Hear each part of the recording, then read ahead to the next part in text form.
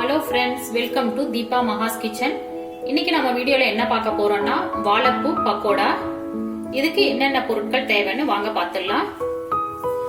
வாழைப்பூ பாதி பூ எடுத்துக்கிறேன் நானு. கடலை மாவு 1 கப், அரிசி மாவு 3/4 கப், மிளகாத்தூள் 2 ஸ்பூன், கருவேப்பிலை கொஞ்சம் எடுத்து கட் பண்ணி வச்சிருக்கேன், தேவையான அளவு உப்பு, ஓமம் 1 ஸ்பூன் எடுத்திருக்கேன், பெருங்காயத்தூள் கொஞ்சம் 1 சிட்டிகை, எண்ணெய் பொரிக்கிறதுக்கு தேவையான அளவு.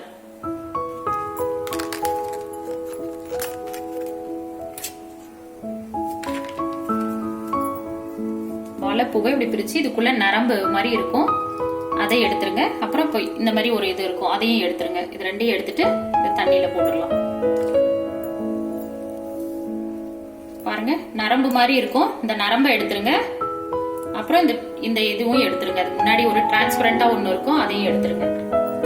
எடுத்துட்டு தண்ணியில போட்டுடலாம்.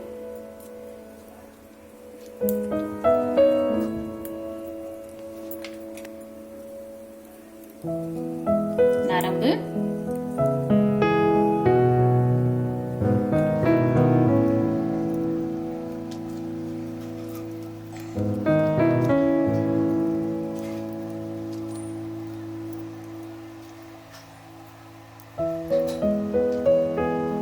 இதே போல எடுத்து வச்சிருக்க பூவெல்லாம் கிளீன் பண்ணி எடுத்துக்கலாம்.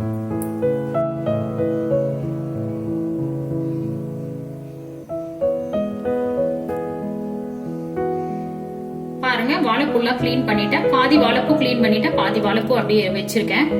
இதுல இருக்க தண்ணியை நல்லா புழிஞ்சிட்டு இப்போ இதுல கடலை மாவு சேர்த்துக்கலாம். அப்புறம் அரிசி மாவு,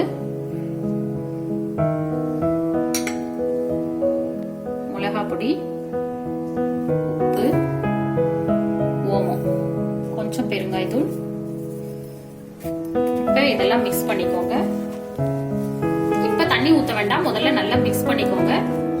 அதுக்கப்புறம் கொஞ்சம் கொஞ்சமா தண்ணி தெளிச்சு பிசைஞ்சுக்கலாம். தண்ணி ஊத்தி பிசைஞ்சிடாதீங்க, கொல கொலன்னு ஆயிடும், நல்லா இருக்காது.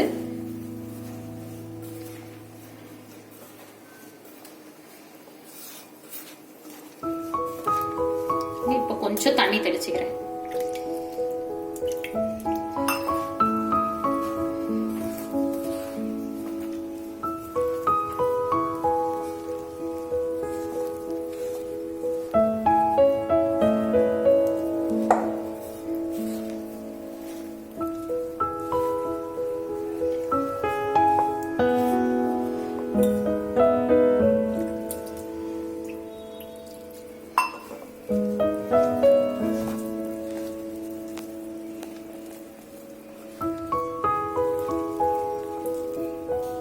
பாருங்க, நல்லா மிக்ஸ் பண்ணிட்டேன்.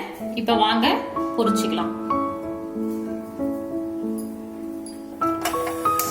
கேஸ் ஆன் பண்ணி வச்சுக்கோங்க. இதுல பொரிக்கிறதுக்கு தேவையான அளவு எண்ணெய் ஊத்திக்கலாம்.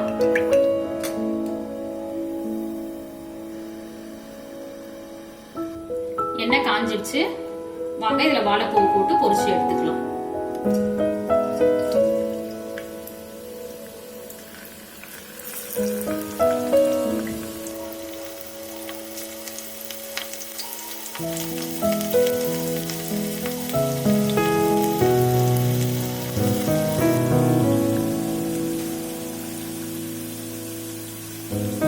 பிரவுன் கலர் ஆயிடுச்சு, எடுத்துடலாம்.